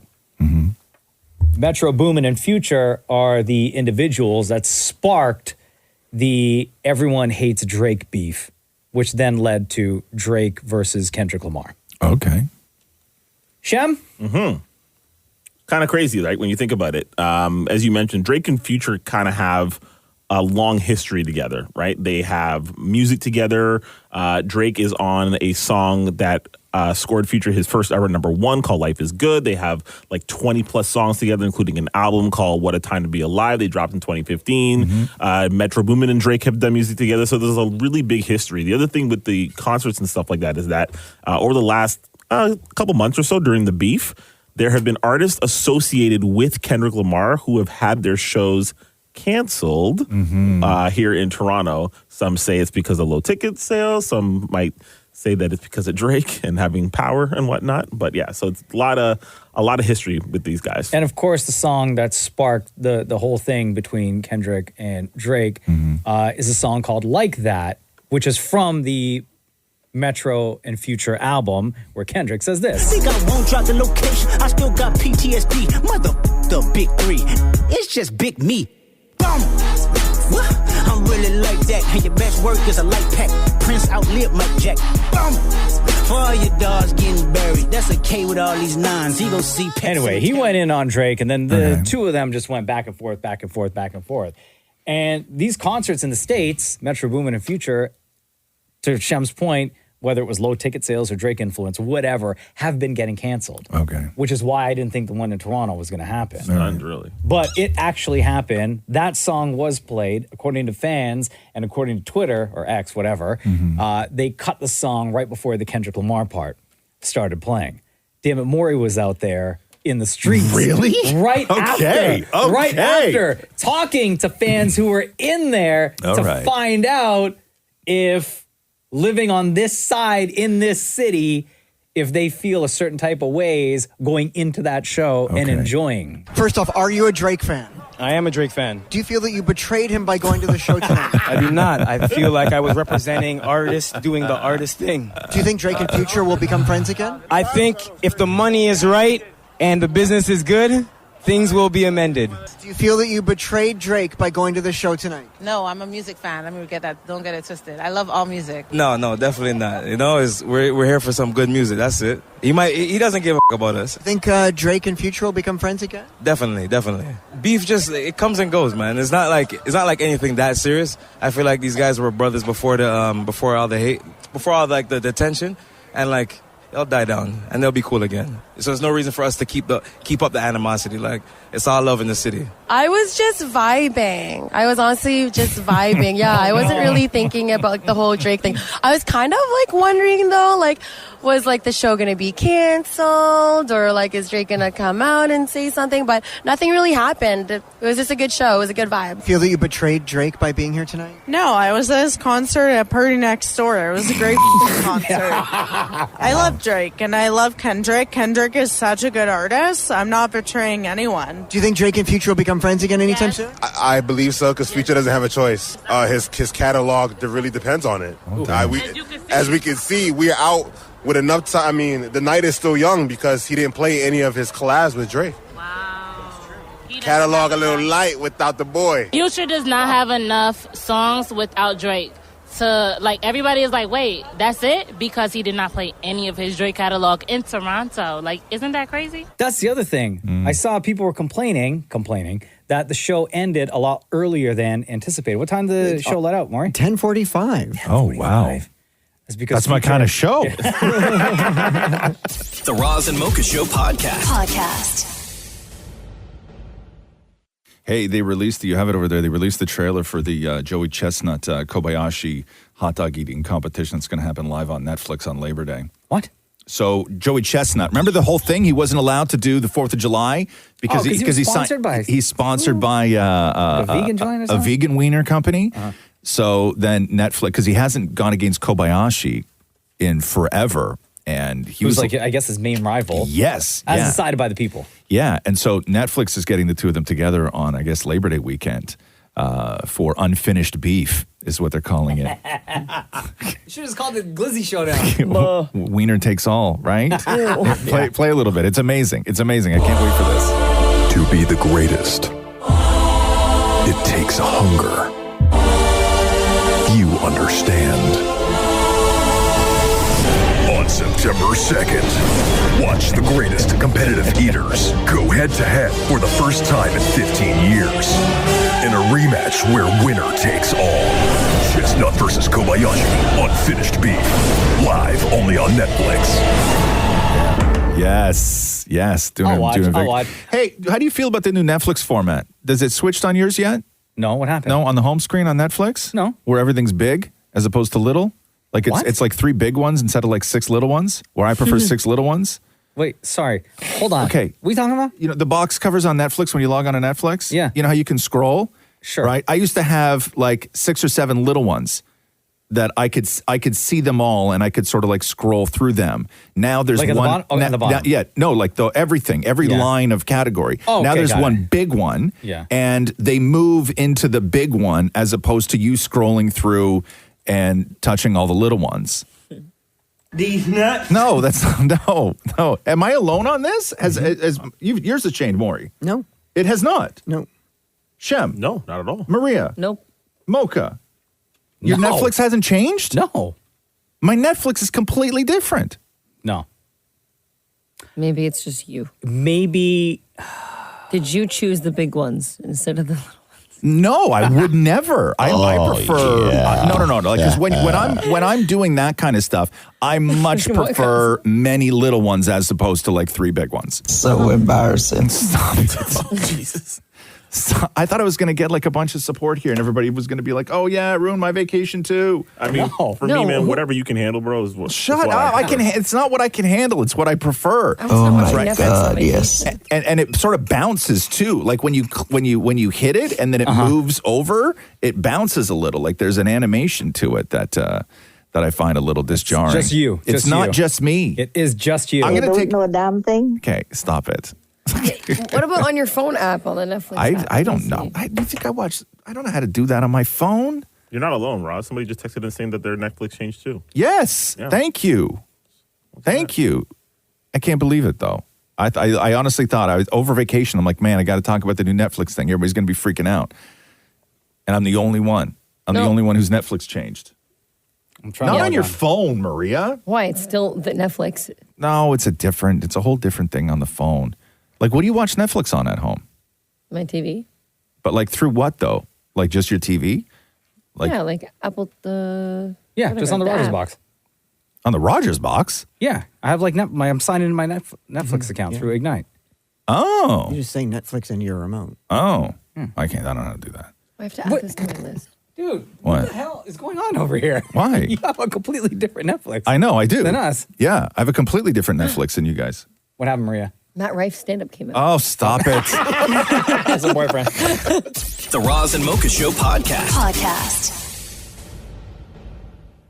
Did you see that clip of Janet Jackson talking to a radio host in the UK on the BBC about her famous family outside of her siblings?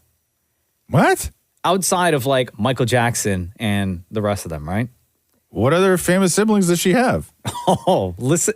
Okay. Wait a second. Hold on. Wait. Not siblings, family. Family. Okay, sorry. Okay. What other famous? So wait, she talked about famous family but didn't talk about Michael Jackson? Correct. Because the host brings up, hey, I heard you are related to so-and-so. And then she says, Janet Jackson's like, yes, this person, also this person, and this person. Okay. Listen to this. Now, someone told me this earlier. Are you related to Stevie? He's our cousin. How have I gone that long in life Not without... a lot of people know that. He's our cousin on my mother's side. Stevie Wonder. That's blown my mind. So is Tracy Chapman. Whoa. Hang on. So- can we so go is- through the family tree again? So is Hang on. Samuel Jackson. So Stevie is what to you? My cousin. Tracy Chapman. Cousin. Samuel Jackson. He would be a cousin too. I mean, he's not my brother. Right, yeah, fine. But yes. I never knew. So Janet Jackson is saying that Stevie Wonder is her cousin on her mother's side. Right. Now, also a cousin is Tracy Chapman. Also a cousin is Samuel L. Jackson. Now, are they doing like cousin, or are they doing like newfie cousin, which is like you call somebody a cousin and they're like a fifth, sixth, seventh cousin? I think the way this story goes, I think Janet is saying like by blood, like you test our DNA, I get you'll it, find but a match. how far?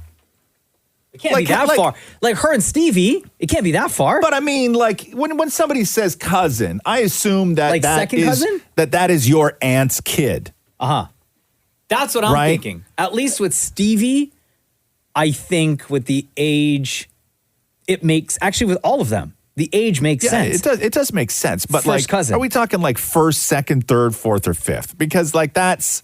I think Janet Jackson is saying she is first cousins with Stevie Wonder, first Tracy cousins? Chapman, and Samuel L. Jackson. Wait a second. So hold on.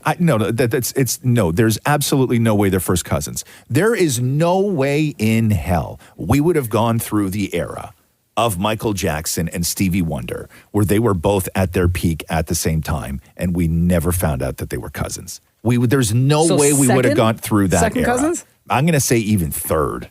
Third cousins? Yeah, I'm saying it's a stretch to even call them cousins. I think third cousin is too far. Like, I think if they got married, people would be like, man, okay, cool. What? No. Bro, you know what? You're so wild. Right? Not first cousins. You don't No, marry you your first. just- You don't marry your first cousin. You don't marry your cousins, But like period. third cousin. You don't marry No, any of your Raj. cousins. Sometimes you find out after the fact, and then you're like, well, now what do we do? No, you Right? ask those questions. Well, you ask if it has never come up. Have you ever dated anyone, Maria, where you've said over drinks, "Are you my cousin"? No, but like if you're sometimes talking it about just family, happens. like where you're from, like I know with like Greeks, everyone's somehow related. Did you vet that guy you met on vacation to find out if he wasn't your cousin? Yeah, he's from Athens. He's not where my family's from. Okay. What if he's your third cousin? Yeah, exactly. Maybe. Oh! The Roz and Mocha Show podcast. Yo, you there? Yeah. All right, hold on. Roz and Mocha's Vented Moments! Get it off your chest. Yes, Vented Moments on the Roz and Mocha Show. Love this. So Vented Moments, you just get to go off on anything that's bothering you, and you don't have to give us your name. You can be totally anonymous. Sometimes the opinions that people have are unpopular for a reason, so feel free to go ahead without giving any information, but we will sit here and listen to you. The platform is yours, caller. Here's my problem. Okay, I'm a contractor. Okay, we've our busy season is the summer, right? We still got a couple months left, and what really bugs me, what really pisses me off, or really ticks me off, is when you spend time going to go visit clients, right? You spend a lot of time with them. You spend hours with them. Coming up with a proposal, just the beginning stages, and then they ghost you, right? So you go to their house, you give them some pricing, you go over the scope, and then you're waiting to hear back from them. Now, that takes a lot of time away from other people that you should be doing work for, right? And then it leaves you hanging. Do I have work? Do I not have work? That's what really pisses me off. What I think these people need to do, now, if you're calling around, if you're listening and you're calling around contractors to come to your house to do work, and they have the decency to come over and speak with you, the least that you need to be doing is getting back to them at some point in the near future and tell them, hey, listen, we liked you or we didn't like you. We're going to go this way. We're going to take this route. We went with somebody else. Just something, right? Instead of just getting ghosted. It feels like Tinder, but like for professionals, right? You just feel like you're getting ghosted by clients, and I don't think that's fair. Sure, I get that. You just want an answer, regardless of what the answer is. I just want an answer. I need to know if I spent the whole Saturday seeing 2-3 people, which I get it. It's part of the job, and I'm not saying that I want to win every single bid, and I understand and I'm realistic, but I want an answer. I need to know yes or no. Why? Because you're taking yourself away from other people that you should be doing work for, people that have already committed to you. I get it. Yeah. But you're not alone in that world. Like even in the acting world, like you could spend your entire weekend going over a script and getting it all right and nailing it and the accent and all this other stuff. And then you go on an audition. They don't call you to tell you didn't get the part. They just don't call you. Right. I think that needs to change. And I think that needs to change in a lot of industries, maybe. That something that's different about maybe what we do and maybe the trade that I'm particularly in is that we don't charge for consultations. We don't charge for visits, right? So it's all free time that we're giving you. And there's some it's not free time. That's part of your job. Absolutely.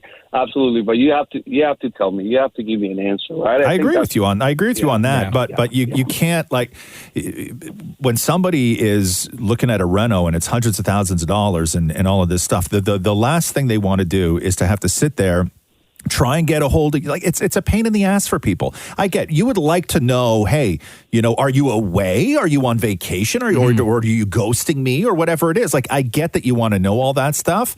But sometimes you're just not gonna get that from people, dude. Not everyone, right? Yeah. You may, out of, X amount of people, hear back from like one person that says, hey, thanks for coming by. It's not going to work. Or thanks for coming by. We'll let you know if and when we're ready to proceed, right? Right. Perfect. And listen, that's what ticks me off. That's what bugs me. That's in our trade, it's common. I guess it's more common than not, but it's just something that every year, you see dozens and dozens of people that you keep on a list that you're trying to follow up with, and just get an idea of where they're at, right? Yeah, that's hustling, though. Yeah, that's part of it. You got that not getting called back when you work in a job or a career, or you own a company where so much of the work is based on hustling. That's going to happen, dude. It's just going to happen. Yeah, and I hate that. I hate that word. Sorry, Rock. I hate that hustle. I consider myself one of the good guys still. Yeah. Like I'm a young contractor. You know, I'm in my mid-30s. I'm not one of these old grumpy guys that they show up in a sweaty and they just they just throw out a number and the raspy voice and whatnot. You can imagine it. Yeah. Right? I still consider myself one of the good ones. So Wow. you show up, you spend all this time, and you just want to know if I. Oh, you really typecast that one. Holy.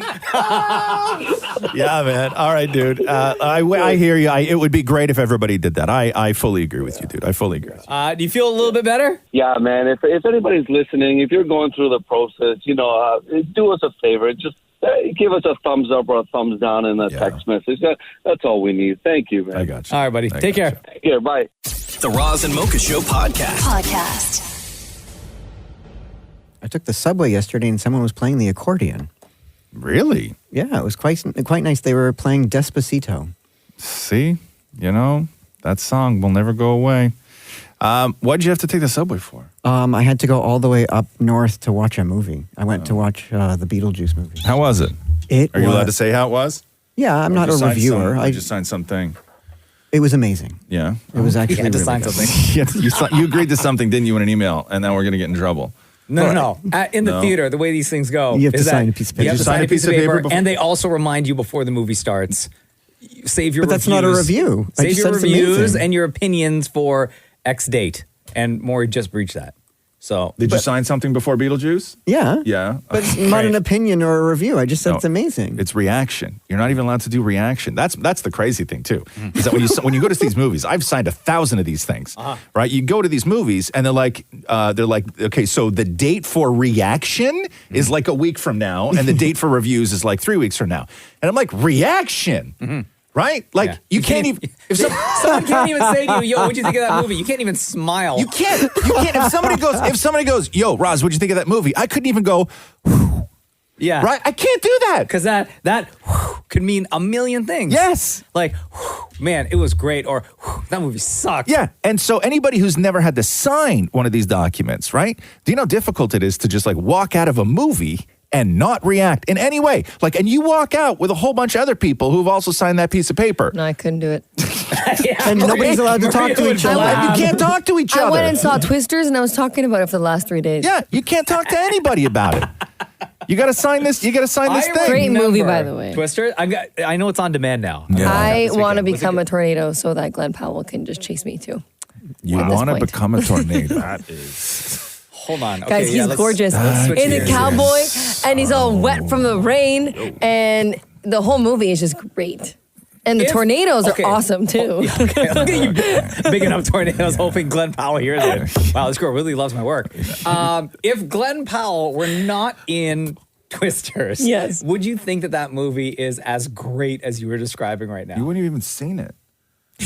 Probably not. Yeah. Oh. Yeah. No. You Well, wouldn't like, have. no, like I found it really fascinating. But there were a lot of sciencey things that were being talked about that I didn't understand. But he was making it make sense. Was he making it make sense was it made more sense when he was wearing his shirt versus when his shirt was ripped open? Yes. Yeah. What's the yes to what? What was the question? Yeah. But you know what, though? I love the soundtrack to that movie, so that's also why I went. Okay. Yeah, because Jelly Roll got a song on that soundtrack. Yes, Tucker Wetmore. Uh-huh. Tucker Luke Wetmore. Holmes. Yeah. That's a great name. That's what Glenn Powell calls his abs. The Roz and Mocha Show podcast. Kim Kardashian was on Fallon last night, mainly to promote, like they start talking about dating, which this is the clip I'm going to play for you in a sec here. But she was there mainly to promote her collab with Beats headphones. They're expensive as hell. Beats by Kim. Like not Beats by Dre?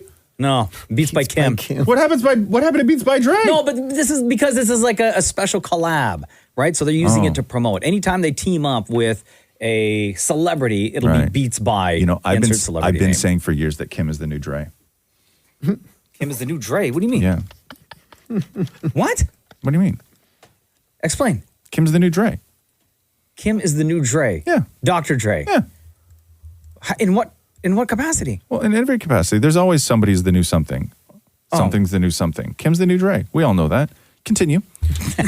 Anyway, she was there to promote headphones, but before they start talking about these new headphones, $500, by the way, Canadian. Jeez. That's expensive. That's crazy expensive. Fallon asks her about dating because then she starts talking about who her kids want her to start dating because she's still single. What's going on with the love scene? Are you seeing anyone? Oh, and I thought you meant like a love scene in a show. No. You're not single. No. My kids. It's so funny because my kids try to set me up like they're ready now, and I'm not.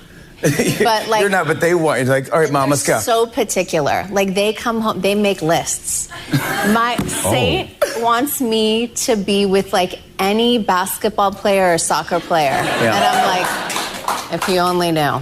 Like it's no.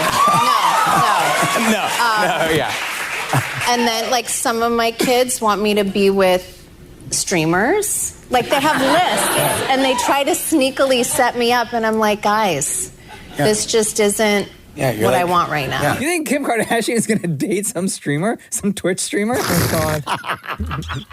Show up in his basement like on cam. Right? What's that guy's name? Kai Cenat? Yeah, Kim and Kai. Kim and Kai. Yeah. Who did you just say? Kai Cenat. What does he stream? Bro, he's the biggest streamer on Twitch. But what do you mean? What do you mean he streams everything? Like, what do you mean he streams? He's just an idiot. Yeah, he was there. He did, when Kevin Hart recently was on, was doing a live stream?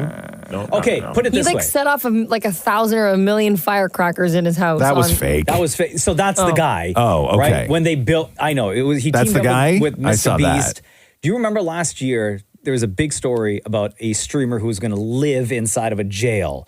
He was going to go to prison for like a week and stream the whole thing and invite like a bunch of his friends to live in a prison. That sounds and then safe. that turned out to be it was a set that they had built. Right. And they streamed it, but they got like a ton of money in sponsorship and like millions upon millions of views. Really, yeah. For this guy. Mr. Beast is getting killed right now. Oh, yeah. It's not a good look It's for not a Mr. good. Beast It's right now not a either, good scene for that guy right now. And he did that big deal with Paramount where he's supposed to do that huge reality show. Yeah. You know the waiver for that reality show. So basically, he's doing like a Squid Game kind of thing for Paramount. Yeah. And the waiver in the reality show that you had to sign had language like, "Would you be willing to be thrown overboard in an ocean with no life preserver? Would you be willing to be shot into space?" Like this kind of stuff, People right? sign it? And then a bunch of contestants for the preliminaries for his reality show have come out. New York Times did a story on it, and a bunch of other people have been talking about it, where he was like depriving people, or the production was depriving people of like their medication. Yeah. Apparently, he took everyone's underpants, and then he was the one that or the production was the one that gave you underpants. Like you showed up with like the amount of clothes that you would need to compete, And then they give you and then stuff. No, but you were allowed to wear like your stuff, but he was in control of the underpants. It's like the weirdest stuff, man. He's getting killed right now, though. 3 straight months of 3 separate stories coming out that have put him, Mr. Beast, in a negative light. Yeah. She should date him. The Roz and Mocha Show podcast. Apparently, Rihanna might be doing Glastonbury. Yes. What? Yeah. And releasing a new album. That's what they're saying. Yeah, I right. didn't even That read ain't that part, Maury, because that part's not true. That ain't happening.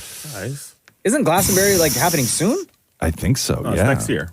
Oh, is it next next year? year? Oh, yeah, 2025 so is when, you're saying there's a they're chance. thinking about it. Right? So this year was Dua Lipa with Coldplay. And then I guess it was SZA also played, and Elton John, I think. Elton John was there, and Guns N' Roses played, and all this other stuff. So, I guess they're looking to have Rihanna come in and do Glastonbury. Okay, how much are you going to pay her? I don't know how much I don't think that they overpay at Glastonbury, because I think Glastonbury might be one of those things that, I mean, don't get me wrong, Rihanna's It's more gonna of make like a bag. status thing? It may be. I don't know, actually. I don't know a lot about Glastonbury or how that all works. But Definitely in the millions, though, right? £500,000. Yeah, which is what, like $1 for million a bucks? headliner. Yeah, probably close to $1 million bucks. Yeah, she got to get the bag for that. If she hasn't performed in front of a crowd, also hasn't released an album, and allegedly, But there was a story that last year she signed a massive deal with Live Nation to tour. Right? It was like a $45 million deal or something like that to tour. So I don't know. Do you think she secretly got one, like, totally, that like an album? The albums She she talked has about an it. album. She said that she has like so many songs. Well, and no, but she said she's redoing the whole thing. She scrapped it. I know. 'cause I think what Rihanna does is every few months, I think she goes and records a bunch of stuff. Yeah. Hangs on to it, maybe listens to it. Yeah. And then goes back and like either re-records them or just scraps them all together. Yes. I think she's constantly recording throughout the year, Right. but it's not up to what she wants to release just yet. How unfair that Rihanna is the only one that's heard the new Rihanna. Well, I mean, she wrote it. Or, well, I mean, I shouldn't say that she wrote it. I don't know how much she writes. But yes, there's probably a lot of Rihanna that you will never hear that she's recorded over the last 5 years. I don't know, guys. I still don't think we're getting an album. Because, and one reason why I don't think that we're getting an album is because literally you have not heard, you hear a lot of stories about Rihanna, like, hey, when's the album? Has anyone over the last 5 years heard one story, regardless of how, like, unconfirmed it was, rumor, bottom of the barrel, has anyone heard anything about anyone working on that album with her? Not at all. Because if nobody, because of the amount of people she's worked with in the past, someone would have said something. Even a loudmouth like DJ Khaled would have said, I got a verse from Rihanna for an album. I disagree. I think Rihanna is one of those artists, much like a Beyonce, where their circle is so tight that that leaks just don't happen. Just I don't know. don't happen. And I think because there's so much commentary around whether she'll drop new music, I think that's more reason for things to be So like someone tight. like Pharrell would never say, I was working on But it. I don't even think that Pharrell would have to say it. People are really, really good at knowing where people are and what they're doing, and they could, track Rihanna and somebody Jay-Z in the same place and whatever. And people just draw those weirdo conclusions all the time. Even if an artist starts following somebody new on Instagram, that's how they figured out. Like when Lady Gaga started following Bruno Mars this week, that's how they figured out that they're working together. Yeah, like there's just I don't know. I still don't think that we're getting it. Yeah, No, I think- Maria? But didn't she sign some deal with Live Nation? Yeah, I just said that. Yeah. But apparently there's like talks going around that she's partnered with Diplo and Alesso. Yeah. And like that's Does sick Rihanna because need Diplo's Diplo? unreal. Does yeah. Rihanna need Diplo? Anyone needs Diplo in their life. I think with those artists, with those EDM DJs, like she's done stuff with Calvin Harris, like enough tracks with Calvin But Harris. Diplo's Like, also those more are- than a DJ. Like he's an unbelievable producer. Yeah. That's what I mean. Like those guys would give her certified hits for sure. Yeah. But I still don't think that it's. I don't know. I'm just not convinced anymore. It's Me been neither. years I and neither. years. Listen, and she Right? could. I would just like her to tour. Yeah. I think it'd be great if she just toured and just did a If greatest she hits wanted tour. to get an easy bag, she would sign a residency in Vegas. Come on. Which is where Rihanna belongs. Yeah. If she releases something Right. new, will it be automatically huge? No, because she has released a couple of things recently, and like they're big records, but they Movie weren't stuff, though. But they were for movies. Yeah, They were- The intent was different, right? Anyway, so I don't know how you feel about it, but the story is that Rihanna might do Glastonbury 2025, headlining that. The Roz and Mocha Show podcast. Amazon keeps scaring the hell out of me. Why? Well, because now virtually everything on Amazon in Toronto, at least, or Canada, you can get in same day, right? Have you noticed that? Have you been on Amazon? Where now everything is like same day? I love it. It's my favorite thing in the world. The problem is, though, is that same day is because they're now like delivering things 24 hours a day. So the Amazon are they guys, really? the Amazon guys are showing up at my house at 3:30 in the morning. Do you have to be a Prime member to get the same day access? Yes, I believe you do. But yeah, so they're showing up. So it's the middle I of the didn't night. know Yeah. that. When did they make that switch? I don't know. It's the middle of the Snuck night. in. 3 times last week. Yeah. The middle of the night, and my phone goes off beside the bed, and it's a notification for somebody's at the front door. Right, and it's like 3 o'clock in the morning. I don't like think 4 that's o'clock right. or 4 o'clock in the morning. I like the convenience. I don't like the situation. No. Yes. Like, and then I'm like, I gotta go because I'm like, what if somebody, that's prime thieving time, right? I'm like, it's prime thieving time. Absolutely. So then I gotta get out of bed and I gotta go up and I gotta get it. And then I realize, it's for my brother. And then I gotta close the door, lock the door, like all this other stuff. But to me, it made me really reconsider a few of my purchases. Okay. Right? Because I'm like, yes, I really want, I don't know, like a wetsuit, let's just say, because it was on sale. I don't know. Were you looking for right? that? I don't know. It could be anything. Salt shaker. I bought salt shakers the Okay. other day, right? Because they were there and they were cheap and they looked cool and I wanted them, right? So I bought this like salt and pepper shaker set. And I'm like, that's fine. But do I want another human being in this world to have to deliver that at 3:30 in the morning? But And that I'm goes like- with and all I'm your like, purchases no, now, though. Because if they no. deliver 24 hours a day, that goes for everything. Even if you order at like, let's say 8 o'clock in the morning, and traditionally maybe that shows up at like by 6 p.m. Yes. Right? What's stopping Amazon from delivering that thing that you ordered at 8 a.m., that salt and pepper shaker, Yes. from showing up at 2:15 a.m.? Yeah, no, I know. I don't know. Or I is that- don't know. Is that considered like within a 24-hour I don't window, know the right? logistics of what it means day of or 24 hours Guys? or whatever it is. All I know is that my phone keeps going off. Yeah. And it's a front door alarm and it's in the middle of the night. And then I hit it with foggy eyes and I look at the camera and there's a guy that I don't recognize taking a picture of my house. Right? It wasn't me, I promise. Love the convenience, hate the setup, right? Because of the hours that we work, hours that we wake up and leave Yes. home, right? Yes. If I'm getting into the car, I'm on the driveway and I'm getting in the car and one of them white vans show up and a guy walks out with a box. Yeah. I'm throwing hands Bro. because I don't trust you. Bro, I wish for a white van. It was a guy in a car Oh, that ain't right. and he didn't have the high vis vest on. What are they delivering it by Uber? No, I don't know. It was just a guy in a car. He They're parked probably hiring like third-party drivers. Yeah, parked up on my sidewalk. Like I watched on the video and I was like, what is going on here? Because then I got to the video late and he was just leaving. Like I just saw a guy walking away. Right. And you can't see where the packages are, like on the video or anything like that. And I turned it on one morning while I was asleep. I woke up because I got the notification. I woke up and literally I looked on the doorbell cam and it was just a guy I didn't know taking a picture of my house. Yeah. Right. Because I got to take a picture of the package, but I didn't see the package. I was like, what is going on here? And I shot up out of bed. Yeah. Right. I'm like, I got to be that guy now. Great. I got to get in a fight naked. Okay. Right. What happens? You're outside. Yeah. And that guy shows up. Yeah. You're not expecting. Right. What do you do? What do you do? Am I clothed?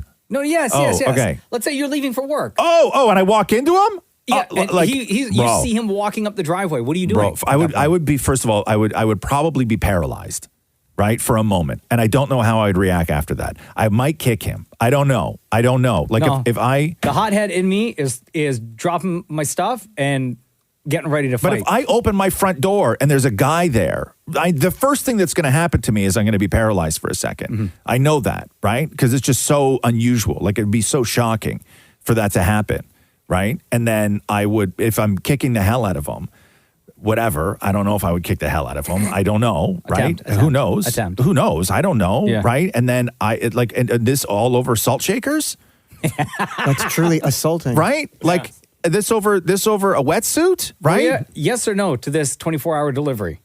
No. No. Absolutely not. Because I think if I saw someone pop out of their car while I'm leaving my house, Yeah. I would scream Yeah. and run back inside. Cheesecake? I don't know, man. Maybe I have a little more faith in society. I might say like, "Hi, what are you doing here?" As opposed to like, Hi, what are you "Hell doing no," here? and turn into John Wick. Like, You know what, Oz. though? I think I would actually do that, too. I'd be like, can I help you? Yeah. No. Mm-hmm. Can I help you? Yeah. Surprise, murder. The Roz and Mocha Show podcast. Okay, so before Maria went to Greece, she bought this thing for her phone called the Sticky Grippy that you put on the back of your phone, and it's got these suction cups that face outwards. And before she left, she walked into the studio, into where Roz and I are, and was so excited. She was like, guys, look at this thing that I bought. It's called the Sticky Grippy.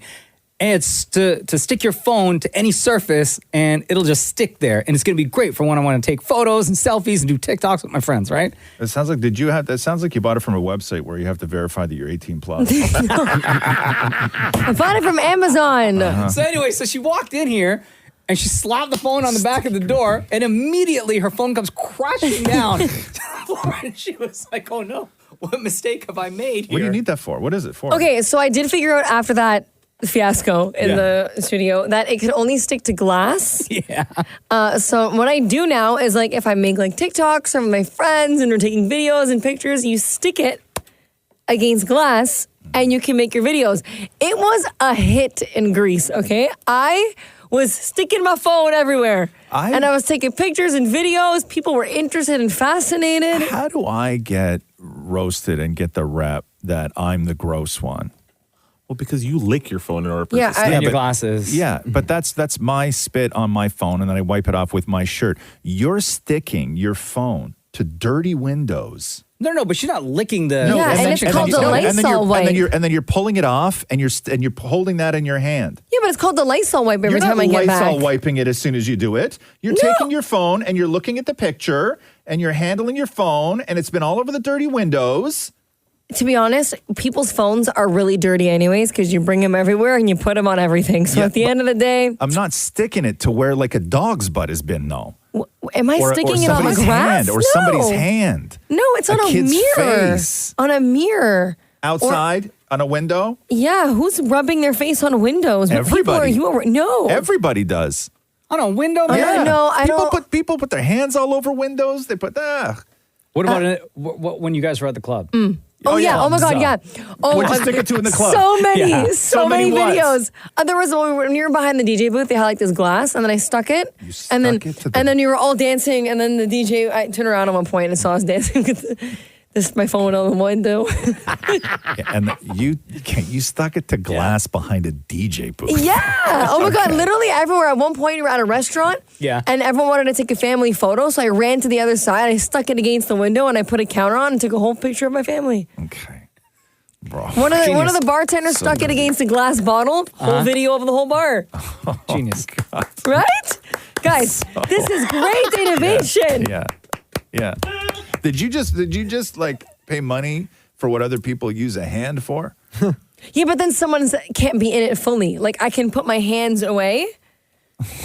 And then I can dance and have a drink in one hand and be dancing in the video, and you get your memories. I gotcha. She's got it all sorted out. I gotcha. What's it called again? A sticky grippy. Right, thank you. Thanks for listening to the Roz and Mocha Show podcast. Catch the guys live Weekday mornings from 6 to 10 on Kiss 92.5. KISS925.com. Or download the Kiss 92.5 app.